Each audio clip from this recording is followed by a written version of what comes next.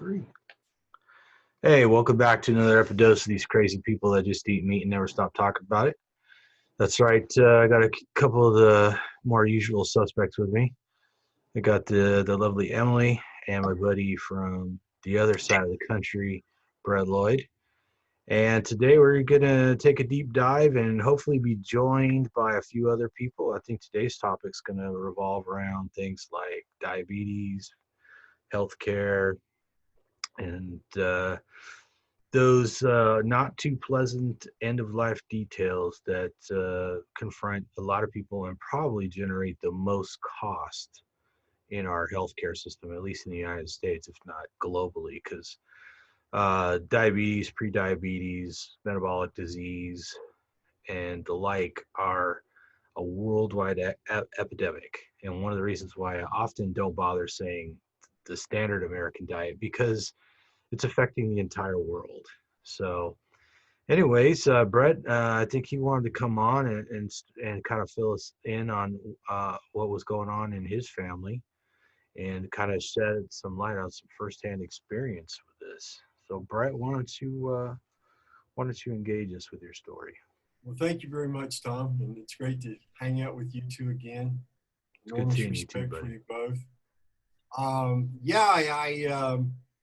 I finally got, you try to prepare for these kinds of things, and right before the COVID nightmare broke and things started shutting down, I come home from the gym and feeling like life is going pretty good, and my mom calls and says, "I need you to come home. I need you to help me take care of your dad. And we're going to have to put him in hospice." Okay. So I learned rather quickly that all the mental preparations in the world don't prepare you for that when it really happens. I wasn't the least bit concerned about traveling. I was not worried about myself catching any viruses or whatnot because I have a robust immune system. And made the trip uneventfully, watching a lot of frightened people. And but the only reason I mentioned the virus at all is because the day before I got back, my parents live in West Virginia, and the day before I got there is when all the lockdown rules went into effect. My dad was in ICU. My mom, with full power of attorney, was kicked out of the hospital, and they made that dying man with suffering from dementia on top of his end-stage renal disease stay there by himself for 5 days before we could get him home. And that was really awful. And then just to add a cherry on top of that bit of awful, and then I'll move on to what I really wanted to talk about. The people that they sent, in the ambulance driver and her helper, I knew as soon as I saw them get out of the vehicle, they're not going to be able to bring him in here. There were 3 steps that they had to port him up. And they got him to the last step and looked me in the eye and said, "I'm sorry, we're going to have to call for help. We're going to have to take him and put him back in the ambulance."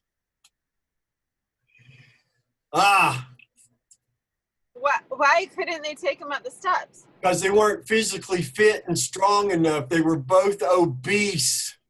Oh my goodness. I can't believe they were ever hired. The EMTs? They weren't EMTs. They were just ambulance personnel, patient transporters. Wow. Yeah, when it's your job to transport, people that aren't ambulatory, you would think that it'd be kind of a requirement. Right? You would think it would be a requirement to be physically fit enough. You don't have to be an Adonis or anything, but physically fit enough to do the job. And I looked at him like, "Listen, I'm strong enough to pick him up in that bed by myself right now. If you'll just get out." "No, I'm sorry, sir, we can't. We'll have to put him back in the ambulance." And then they had to call another ambulance.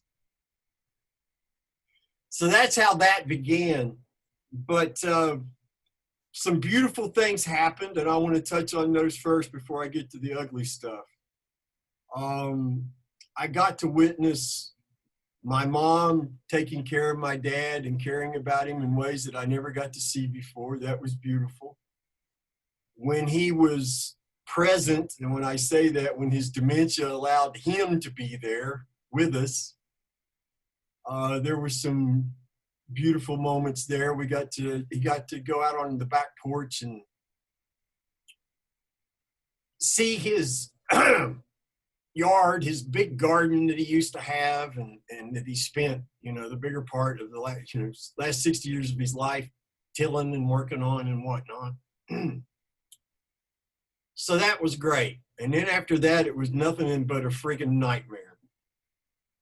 Because watching somebody die of kidney failure, because that's what we, end-stage renal disease, okay? You go into hospice, you have to agree to no life-saving anything. The whole purpose is to just be made comfortable until you expire.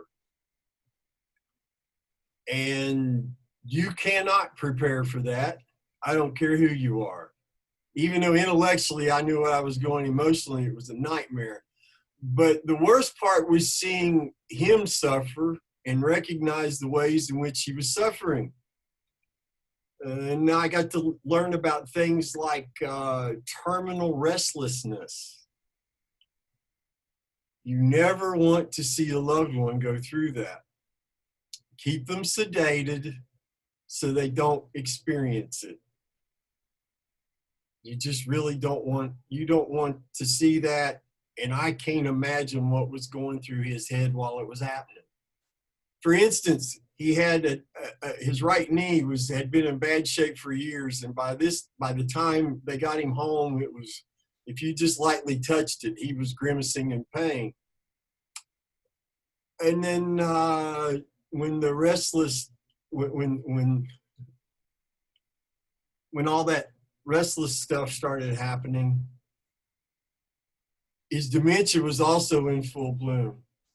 And suddenly a man who was screaming in agony just to move his foot left or right 2 or 3 inches is doing calisthenics in bed, trying to touch his toe and carrying on, like he was an athlete when he was young. He looked at me like he was warming up before a football game.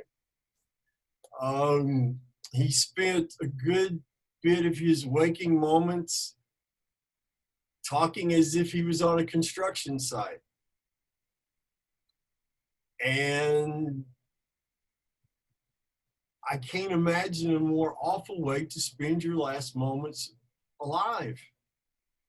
And I think I remember at various times thinking, I wish there was a way that this could have been documented, a video crew, because people need to see the end result of your choices. When you choose the sugar addiction, this is what you have to look forward to. And dementia, that was, Emily, you've seen people in horrible psychological states. You've seen it affect them physically. I've seen horrible, horrible things too. Tom, I don't know what you've seen. I don't want to guess. I don't want to put a horror in your head that doesn't belong there. But I'd never seen anything as awful as this. And it wasn't just because it was my dad. The saving grace, the reason that they brought me, Mom wanted me up, is because I could do the hard things. Because I could go into clinical mode. Okay, this is what has to be done. Even though it's really going to hurt him really bad, it's got to be done. And I was the only one in the family between my mom, and my mom is 81. My sister's in pretty decent shape. She's a few years younger than me, but essentially I had to do all the hard lifting and the hard moving. And, when his dementia got really out of control once and he drew his fist back on my mom and my sister, I'm the one who had to hold his arms down until the meds took. But people need to see and understand these choices that you're making with your sugar addiction and feeding your body these toxic, nightmarish things. I can't even call it food anymore. Well, and it makes me think about how whenever I'm talking to people and they're like, oh, but I love my donuts. Oh, but I couldn't do that. I love my, biscuits and gravy, or don't touch my cinnamon rolls. But if you really realize what you're trading in for that, you know what I mean? If they did have a picture of what it's like to really die from renal failure, I can bet that they probably wouldn't be so comforted by those cinnamon rolls. And it wasn't like he just got sick quick. This was a 4-year process of his decline. And, I was 1,000 miles away, but I was getting daily reports from my mom. And I kept thinking the whole time, I wish I'd have known what I needed to know sooner. Maybe I could have intervened, maybe not. He wasn't a compliant patient in any way, shape, or form. But his last 4 years of life was not life. It was a horrible existence. And people need to know that that's what you're going to have. It's not going to be, we're going to keep you medicated and for years and you'll just fade away. No, it's not what's going to happen. And it's not just that you as an individual are affected, but your loved ones, your spouse, your significant other, they're put through a horrendous nightmare. Yeah, my before I had really figured out how diet could work for me as far as improving health in general, we watched my grandmother die from Alzheimer's, which is a many-year descent into madness. It's a special kind of hell for everybody. You can only imagine what the patient actually is suffering every day, but of course it's chaos for everyone around them as well. And it wasn't too long after that, my girlfriend and I moved in with my mom, take care of my mom. She had had cancer for at least 25 years. She'd been fighting breast cancer. But what killed her was pneumonia.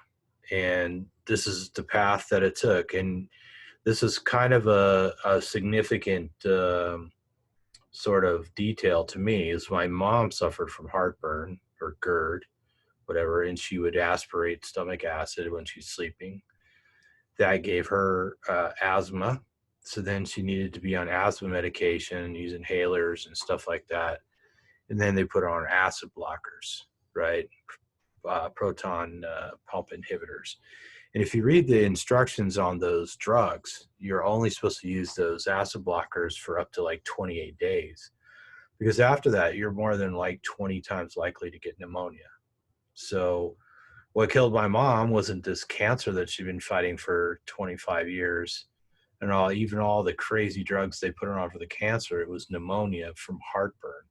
And I had suffered from heartburn my whole life as well. And everybody's like, well, it's just, some people get heartburn, and I'd learned certain things, like I couldn't eat a donut because whatever they fried donuts in instantly gave me horrible heartburn, right? I knew that. But there was other things that I frequently was drinking Alka-Seltzer or whatever to deal with the heartburn and stuff. And I think, well, you never know. I mean, we know that cancer, tends to thrive when you have high blood glucose. It tends to thrive on sugar. It tends to not thrive as well if, you're mostly running on fats or ketones or whatever. So, but I didn't know that back then. I didn't know that, people with high glucose are more likely to get Alzheimer's or dementia, like my grandmother,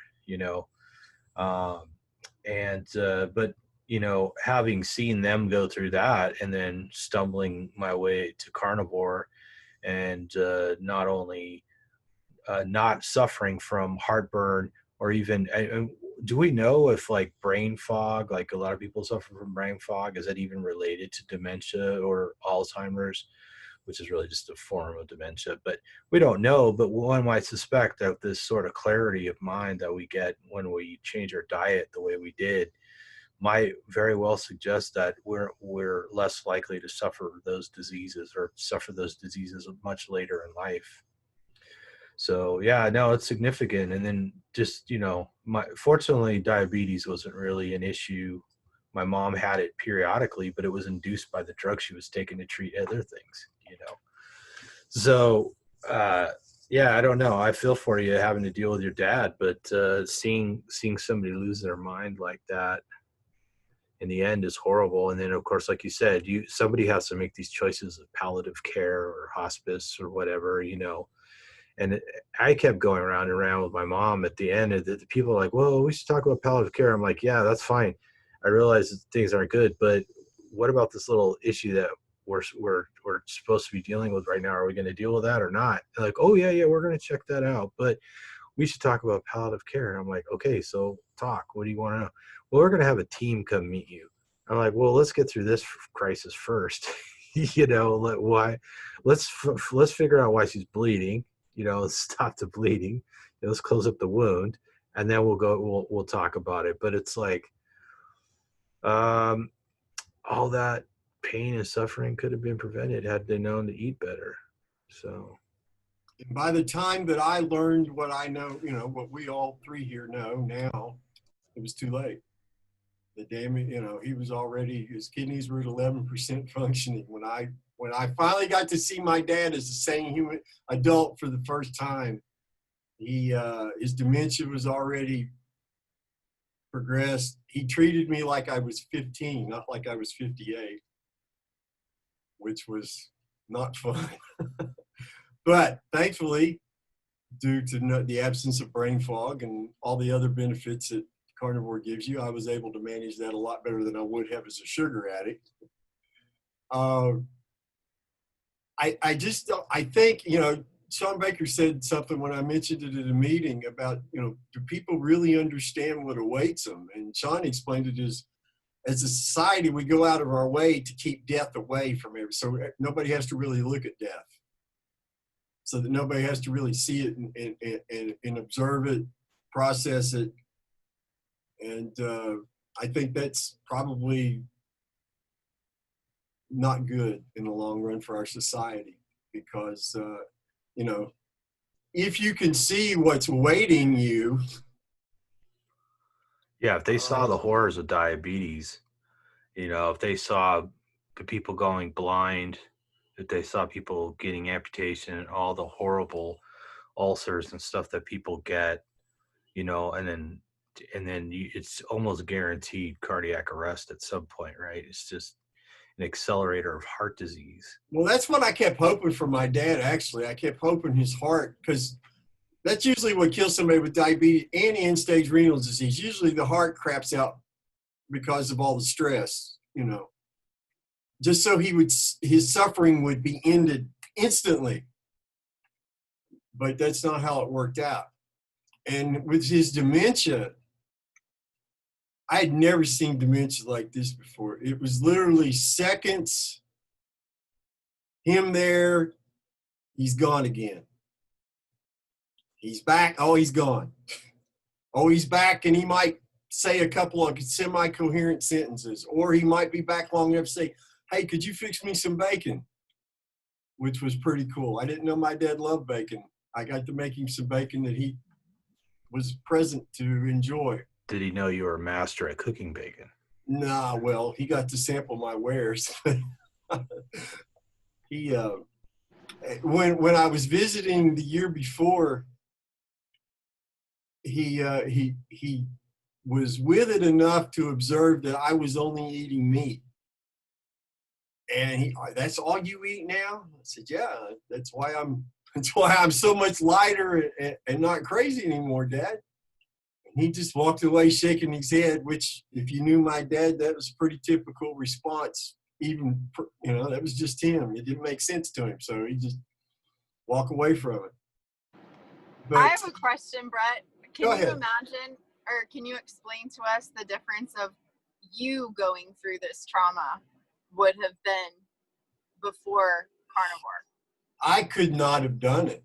I mean, well, maybe I could have, because I did some things that had to be done when I was sick, but I don't think I could have handled this at all. I don't think I could have handled it. I don't think I could have gotten on the airplane, because I would have just been overwhelmed with anxiety and grief and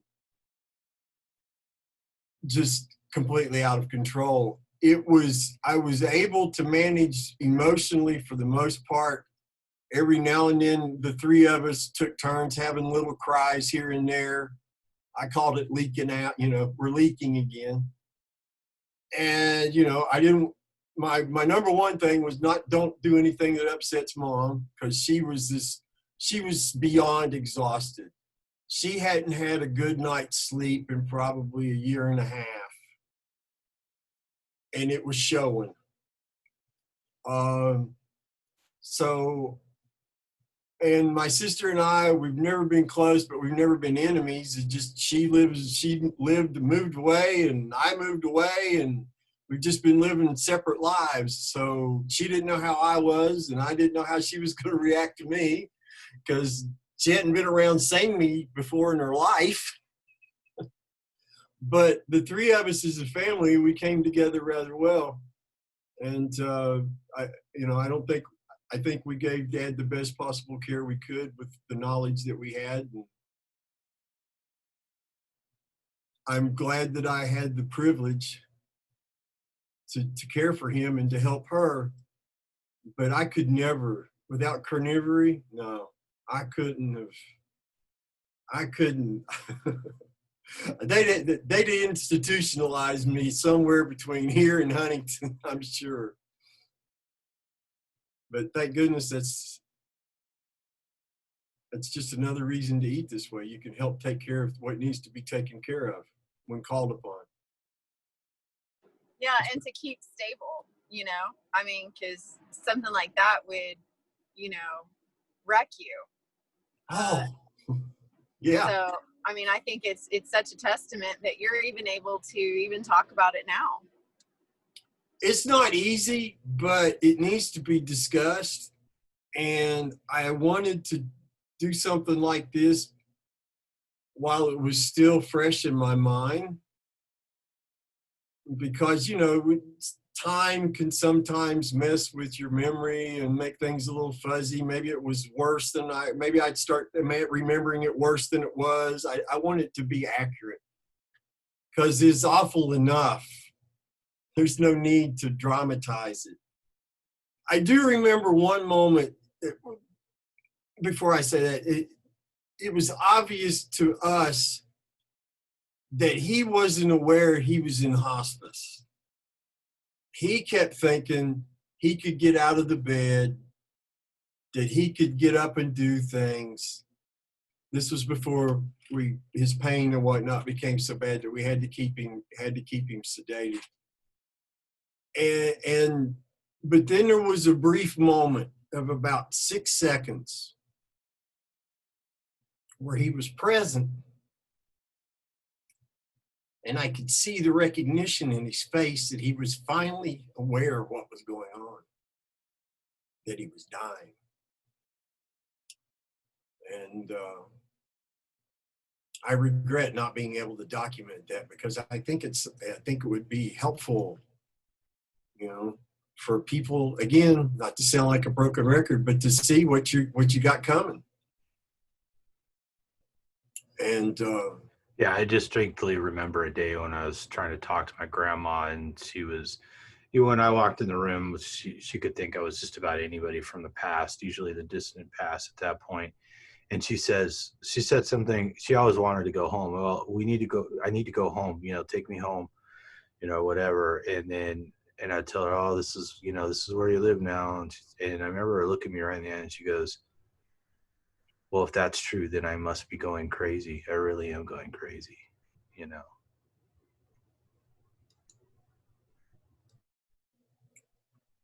It's awful. It's truly an awful thing to behold. And the part that's the most frustrating, it was all unnecessary. It need not have ever happened. In his 22 years of being treated for diabetes by the same doctor, why didn't somebody sit him down and explain to him, if you keep on as you are, this is what you've got to look forward to. And it's completely unnecessary for you to go through that. Do this instead. Go keto, whatever, low carb, whatever it takes. And you can reverse it and never have to go through any of that. Yeah, I was trying to look for an article real quick. I read about the cost of insulin, just, 'cause insulin is typically used to treat type 2 diabetes as well as type 1. And I can't find the one I was looking for, but even back in 2016, it was over $5,000 a year.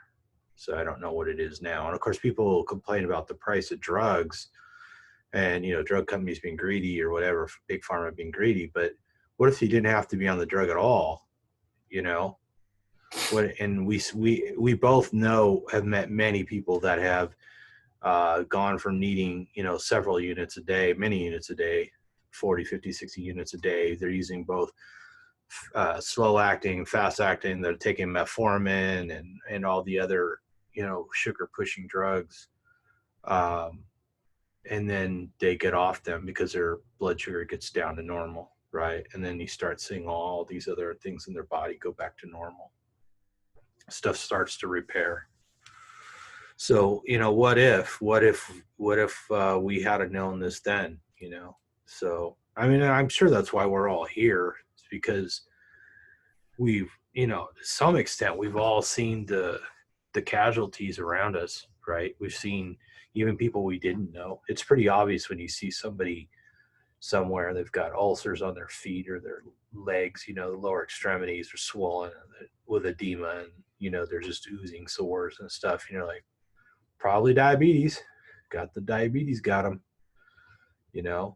So, and of course, we've all heard Dr. Baker talk about, cutting off limbs, stuff like that, So I'm sure that's a lot. But of course, there's probably none of us that haven't had it touch us in our lives, haven't had to deal with it, I mean, like your poor mom, taking care of them all that time, it's like they say, once a man, twice a child. Somebody winds up taking care of you when you're a baby and then when you're old again.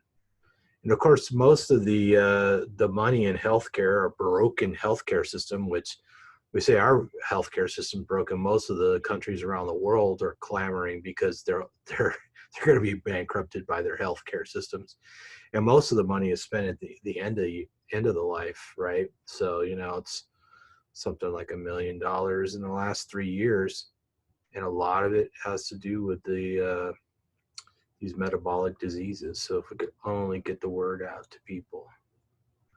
I know I was talking to somebody yesterday who was confiding in me that they were undergoing treatment for a very serious disease. And I told them, well, I only eat meat because, I was allergic. I basically just said I was allergic to this, and I rattled off the usual suspects, I saw the horror in that person's eyes, and I didn't say, hey, you should give it a try or anything like that. But I felt like I should say, look, man, things were tough. And he knew my mother very well. So I had explained to him what had actually killed my mother and kind of pass that information along. But it's a long ways from that to conveying this understanding of a low carb lifestyle, low carb diet, or a carnivore diet. So if we can only figure out the master plan to flow the information out to these people. That's really critical. I was interviewed by a gentleman who's a rancher in Nebraska, cattle and pigs. And all he was wanting to do was to get the information into people that follow his podcast that people like me exist. And that, there's other ways of dealing what ails you. And, you know, Trent Luce is his name. He's actually interviewed Sean once or twice. Very nice man, but he was focused. The whole I want people to learn what you and I know, you know, and so we're doing what we can. We wish we could reach more. I'm hopeful that after August that I have some ideas on how to get the media's attention that I'm going to try. I've just got to get my head a little bit further away out of the grief thing, and because I'm not whining, but this is the reality. My dad passed away at 4:22 in the morning on April 5th. I come back to from West Virginia, and then a week and a half later, I have to put my dog that I've had for 10 years down. Then the carnivore conference gets canceled.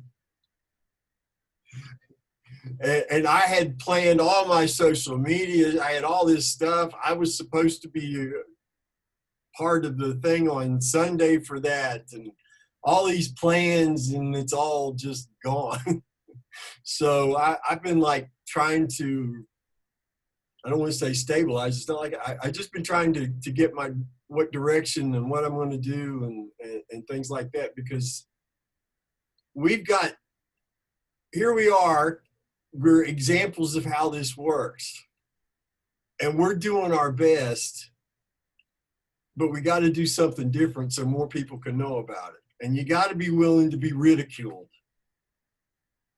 And that's hard for a lot of people. Well, after what I've been through, are you serious? Do you think talking to me disparagingly is going to bother me in the least bit if I'm getting the word about this out? I was very skittish in the beginning. I mean, I was like a person. I didn't want to be on camera. I didn't want to be known as a person as much as I want to get my message out. And people are like, man, you should make videos. And I was like, okay, I'll make videos, but I'm not going to appear on camera, you know? And then, you know, some criticism hits here and there. You know, most of it's wasn't that bad. And I was like, yeah, it doesn't really bother me. So I don't really care, you know? The vegans come and, you know, they say something, I say something back, you know, I just argue the facts with them, and most of the time they just give up. So, and then of course when people go off the rails, they're obviously off the rails. I mean, that could happen no matter what you're talking about, right? So, you know, I'm surprised at how encouraging people are, how nice people are, how many great friends I've made along the way. How rewarding it is to make videos, right? When somebody says thank you and it really helped, it's a big deal, you know? So I'm right there with you, man. And anything we can do to help you get the word out. And, you know, I think we're all trying to reinvent ourselves and restructure everything, because for a lot of reasons, I mean, COVID-19, meat shortages, YouTube changing the rules, you know, Facebook blocking things, and, you know, on and on and on. It never ends, you know. It's just, we constantly have to learn new skills and replan, because apparently life is happening no matter how methodical we are at planning. So. I think it's significant also that going back to the question that Emily asked me earlier, you know, without carnivore, I couldn't, the COVID thing, I'd have been in the bed wrapped around a pillow. Don't turn the lights on. Did you wash? I'd have been on my wife like white on rice about washing her hands or something. I would have there would have been something about it I would have fixated on and driven everybody around me crazy, in addition to myself. Oh man, talk about a horror show avoided. Woo. But you know, here we are with great examples. There's other great examples. There's more people coming on board. The Low Carb MD podcast had a gentleman from the UK. He was up to 450 some pounds, and now he's well under 300. Doing great. beautiful stories are popping up everywhere, and you all see it too. You all see new people coming in all the time. So we're having an impact, I think, because the registered dietitians are getting more argumentative on Twitter. The revenue streams might start, the people protecting the revenue streams might start feeling a little bit threatened, I think. And I think it's a good sign. I saw that it was a nutritionist, right? That said, was making the comment about made a comment to you about not enough vitamin C. Right? That was a registered dietitian, master's level registered dietitian. Oh, she put the MS up there. She had to see the MS too. And she didn't know that meat was a cure for scurvy, that fresh meat was a valid cure for scurvy.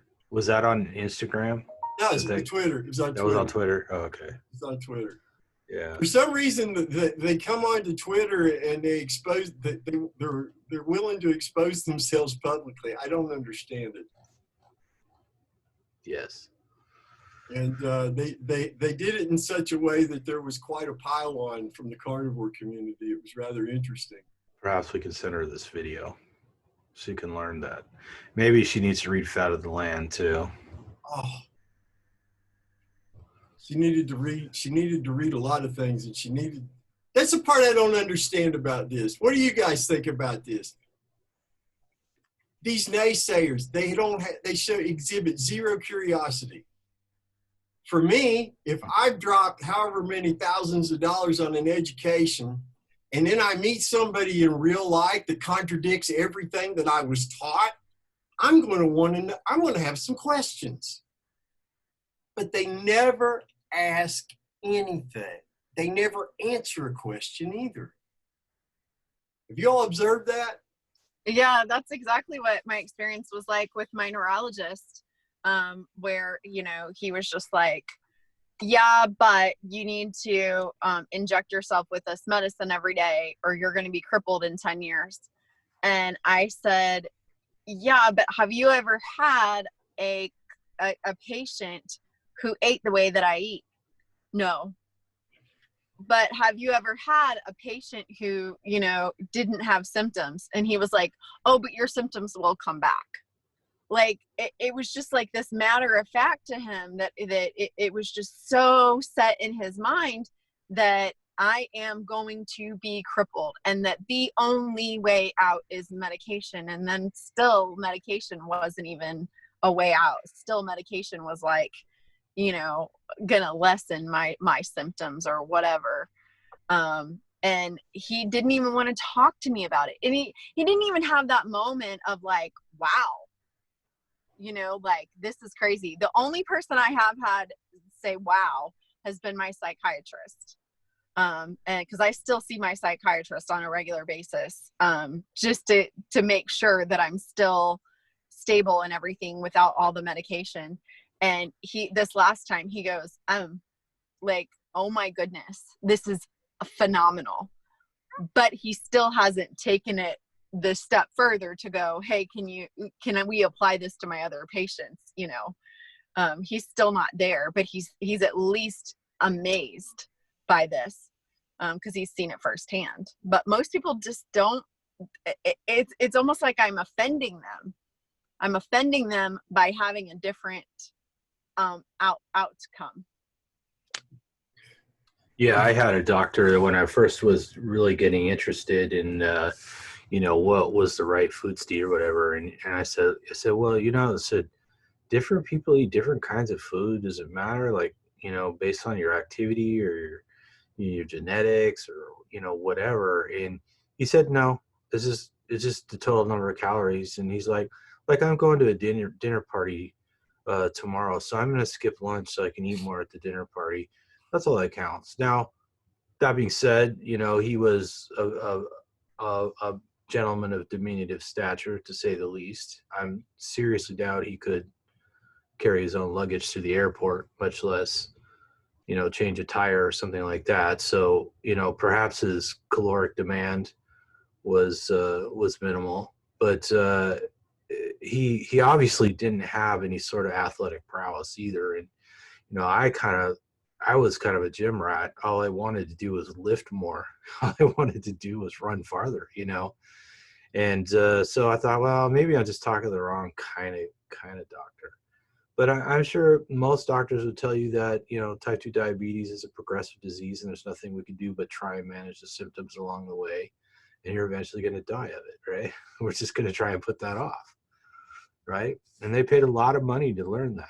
So somebody paid a lot of money to learn that, right? Somebody made a lot of money teaching that. For sure. I think we're examples in the carnivore community, we're getting more and more every day, the success stories, the living contradictions. Eventually, there's going to be too many of us to ignore because we're growing. I mean, it's happening. I see, you know, I don't sound like, again, like a broken record, but I see so many new people coming in all the time across, whether it be Twitter, be it Instagram, Facebook. You know, I'm getting more call. I'm starting to get people I grew up with are starting to message me. Yeah, I got a text yesterday from a friend, and she's been like keto, considering carnivore and stuff like that. And she's like, "Oh, I've got a friend who wants to try carnivore. You know, what direction should I point this person in? You know?" Mm-hmm. And then not that long ago, I was having dinner with a friend, and we went out for steak, and we're eating the steak, and his friend's like, "So this is how you eat all the time?"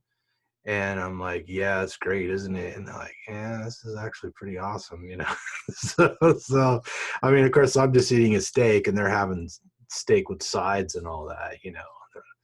It's kind of like I'm kind of surprised. Like I'll order a steak rare, and like even the waitress will say that's unusual. I'm like, what? In the steakhouse?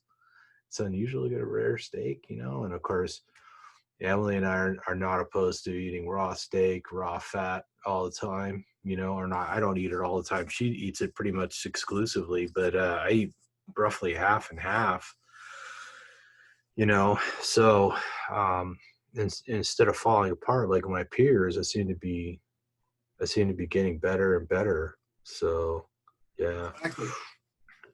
Well, my before, you know, they've watched me. They knew me when I was Jagundo and crazy as a bed bug in a roaring bonfire, and a lot of them are terrified of it.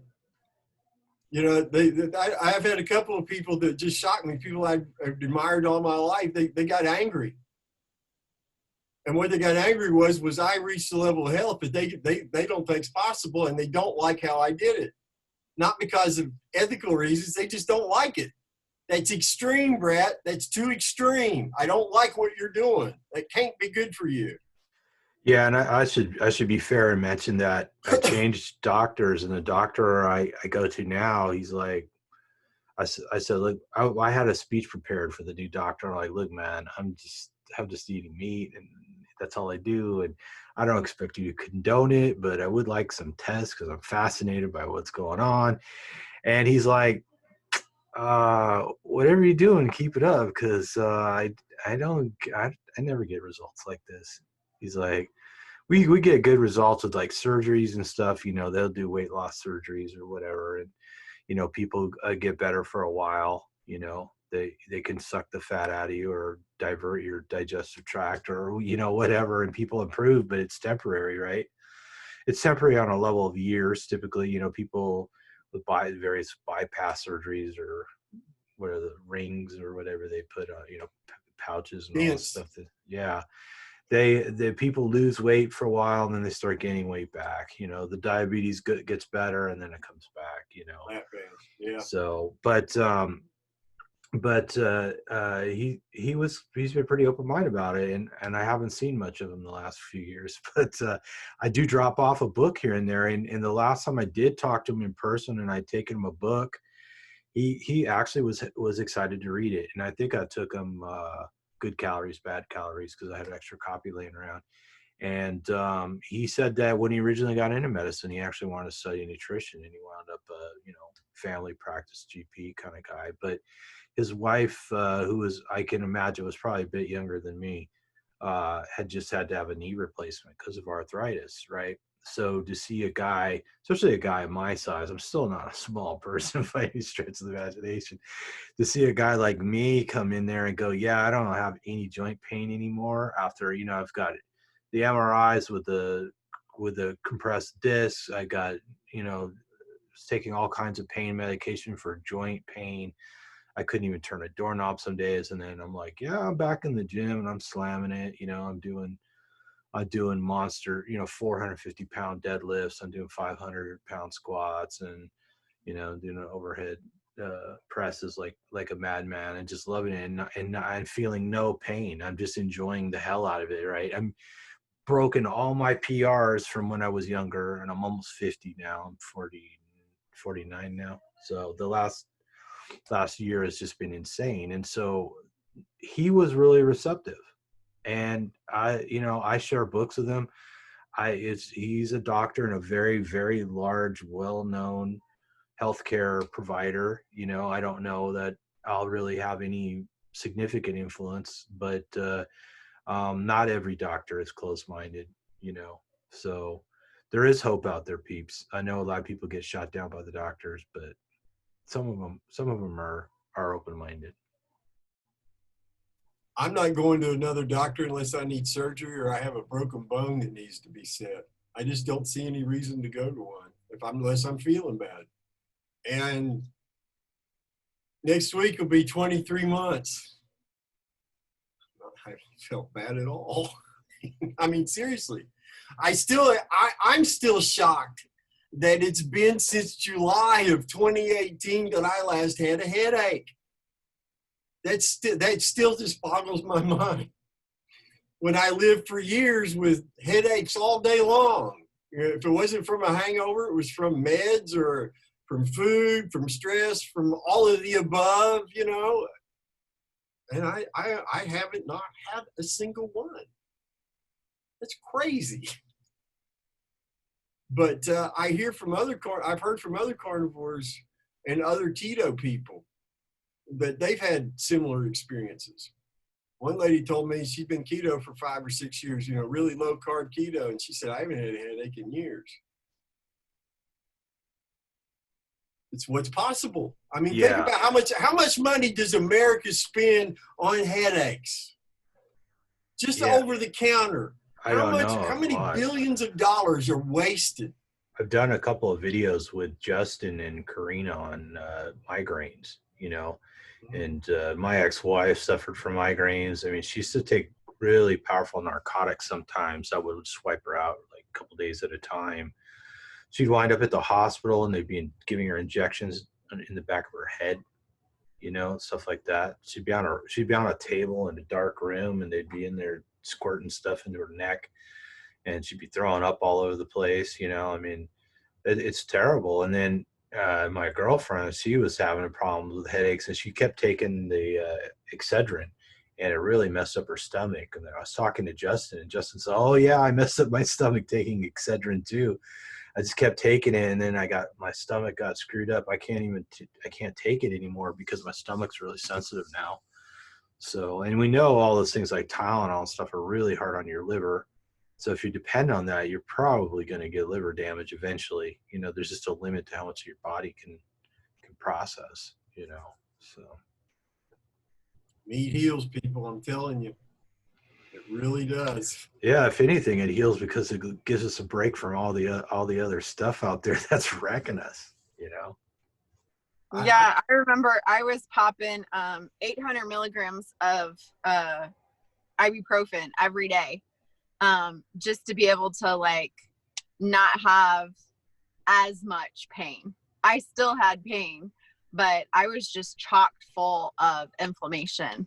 And my joints hurt everywhere. And I was just told that I was just getting old at 39. Just getting old. Well, I was taking a lot of naproxen, which is like Aleve, because of the joint pain.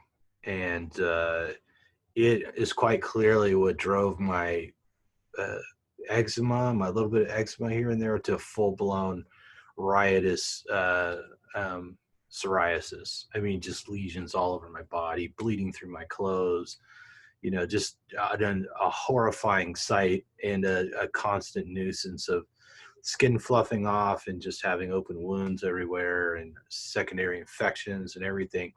And I still struggle with that. It still flares up from time to time. Like I said, I get bit by mosquitoes or something and it flares up, so it's an overactive immune system. But it's known, and it's in the literature, that a lot of those over-the-counter NSAIDs or non-steroidal anti-inflammatory are typically cause things like psoriasis and eczema, and that's because the drugs they combine them with that help them be absorbed more readily causes things like leaky gut. So it causes the cells in the small intestine that line the small intestine, to the gaps between them to open up. What they call the tight gap junctions actually open up to allow these drugs to pass through into the bloodstream more readily, so that you don't pass them through your digestive tract.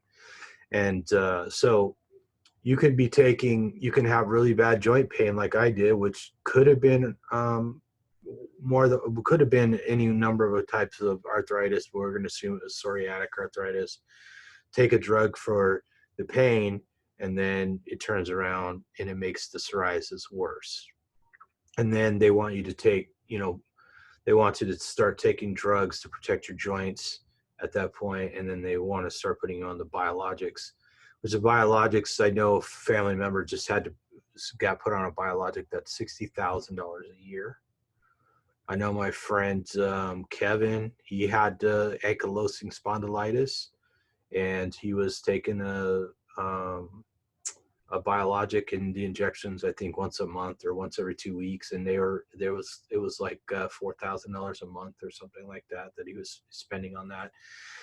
So when you take these biologics, they're actually suppressing your immune system. So then you're more likely to get other infections, right? And it's like, yeah, don't take it if you've been here, because you could get this fungal infection, and let your doctor know if this happens. And then, don't, tell your dentist, because then you're essentially, all these remedies and cures and stuff that, are, on one hand, they're miraculous. On the other hand, they're just a can of worms. It's going to invite more problems. So if you don't have to be on them, you're going to save a lot of money. I mean, I did some quick math. If you're spending $5,000 a year on insulin, which is what people were spending in 2016 on average, that's 333 ribeyes at $15 a piece. That's I think that's what kills me, is people say that like this way of eating is too expensive. And especially even if you get into like regenerative meat and finding, good sources of meat, people are like, oh, well, it's so expensive. Really? Like, if you really compare healthcare and, being sick and being out of work, I mean, I wasn't working, it was a deal breaker for me to get better. Like, I had to get better. And it made no sense. It would have made no sense for me to sit there and say, oh, well, I just can't afford to eat meat. That's right. The lamest excuse, in my opinion, that there is to not try this way of eating. Well, I'm way too cheap to spend $15 a pound on meat, and so I eat a lot cheaper than my estimate, So, and like Emily said, I think all of our goal is to eventually be eating regenerative beef. And, I think it's clear. I think a lot of people have been duped into thinking that cows create greenhouse gases that are warming the planet. But if we think about it, we used to have millions and millions of head of bison running around through the central plains of North America, and they weren't warming the atmosphere. So, with the cows that we have now aren't doing it any more than the mammoths were before the bison, One of the few good positives out of this COVID nonsense was the fact that the environmental studies showed that when everything was locked down, there wasn't as much air pollution. Duh. Yeah. And so think about that next time, vegans. You're thinking how good you are for Mother Earth when that that avocado that you're munching on that had to fly 5,000 miles to get there to your Right. store, what Yeah. that's doing to the environment. Go ahead. Yeah, and I think that's one of the good points that Lear Keith made in the is it Vegan Lies? Is that the name of it? Yes. There's no food without death, and I think she made a point in that book. She said that there will be no such thing as commuting to work in the future from the suburbs to the city or something like that, because fuel will be so expensive. But I was actually listening to that book on audio format while I was working on my solar array that I built in my backyard, and I drive an electric car to the office when I when I used to drive to the office. So, I don't think the future is really going to change quite as much as people think, So, but we've all been steeped in that sort of thing that meat's bad, meat ruins the environment. But in reality, we find out that the animals belong on the land. Cows should be walking around in prairies and pastures, The pigs should be walking around, the chickens should be walking around, the turkeys should be walking around, the rabbits should be hopping around, the birds should be flying around. It's the natural order of things. They weren't destroying the planet. They weren't making it warmer. They were just doing what nature evolved to do, and eating meat is what we evolved to do. So, and this whole vegan thing is just other people trying to make their feelings our ethics, It's all a very sort of contorted psychosis of people going, oh, I don't want animals to be harmed or killed for me. Well, that's fine, but I understand where that comes from. We all felt that needle in our stomach when we saw Bambi's mom get shot in the cartoon too. But that's not natural. That's not how things work. It's not how they've worked for millions of years. You're absolutely right, and I think as more of us are, after we reach a couple of million healthy carnivores, I think that we're going to see a major shift, because then money is at play. I think we're so tiny now that we're hardly an irritant, but I think we're becoming more of an irritant. We're making people nervous. We'll say goodbye to Emily real quick, and thanks for joining us, Emily. It's always good to talk to you. Oh, it's good to see you, Emily. Thanks so much. Yeah, no, thank you so much. I mean, I really think it's really important, the transparency that you have, Brett, with your story, because people don't want to talk about the ugly part of death, but it's reality. And I'm really glad that you're speaking up about it. But I really hope that people hear what you're saying. Well, thank you. I hope so too. People need to know what to expect, and in this day and age of glossing over reality and fudging reality and deliberate misinformation in order to maintain profit margins and all that kind of stuff, people just need to learn you don't have to participate in the disease management system. Not at all. But if you choose to, I couldn't believe this. The third leading cause of death now is medical intervention. Yeah. Wow. Yep. That's why they call it medical practice.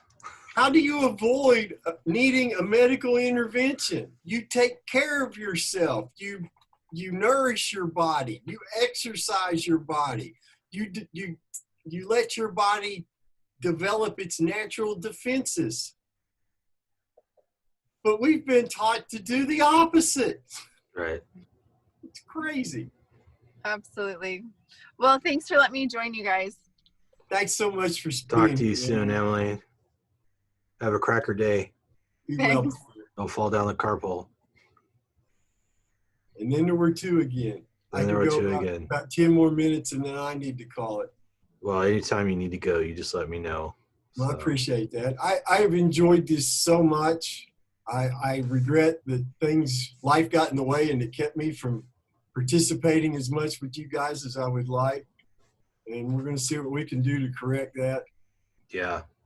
No, and in this time of being stuck at home, working from home and stuff, I'm surprised I haven't made more time for videos than I have. So yeah, somehow I got a little harder. I don't know. I got a couple hours of my day back 5 days a week because I didn't have to sit in the car driving to and from work, but I still managed to like not get as much videos recorded as I thought I would. So hopefully we'll work on that a little bit. So One little thing that I want to share this, that I started doing after I got back from West Virginia after my dad had passed, was, okay, I've got this time now. I've got to figure out a new routine and all that. And while I'm not doing anything, I should do a minute's worth of planks. Or I should do a minute and a half. And I call it intermittent planking. Because I made a discovery. I learned, people have been asking me for almost 2 years, what about loose skin? And I didn't think I had any. But I learned recently I do. It's all right here in my stomach. And you only see it if I assume the push-up position. Then it's like water seeking its, lowest point. I like it, intermittent planking. And Let the planking begin. Yeah, and it's really made a difference for me. I highly recommend it. You find yourself with a few extra minutes, you don't know what to do. Plank. Yeah, and 60 seconds of plank is a long plank for me. Yeah, I mean, I got it when I first started. It was rough going a full minute, and after I don't know a few months of it, it got easier. But yeah, it's I think that's the thing. If you're lifting free weights and doing things like push-ups and planks, you never really have to worry about your core strength. I mean, your torso is strong. Yeah. Absolutely. And always fueled by meat and water. Fuel it with some meat and water. Yep. I'm right there with you. Man. Brother, I've enjoyed this immensely. I think this is a good spot to sign off. Tonight. All right, Brett. Well, from the opposite sides of the United States, Brett's somewhere down there near Jacksonville in Florida. I'm on the West Coast, somewhere near Los Angeles. I want to thank everybody for watching. I hope you guys enjoyed Brett's story. And leave us some comments. Please subscribe. Brett's got his own channel. He's the Thankful Carnivore. And I, of course, this is my channel. I'm just Tom. Tom's channel. Thomas A. Clark, Palooka 2000. Tom's house.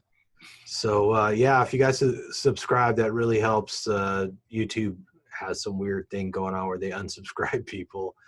And, ever since this COVID-19 thing has been going on, viewership's been down and all that. So it's been rough for us carnivore YouTubers the last few months. So any help we can get, we appreciate. And we thank you guys for watching.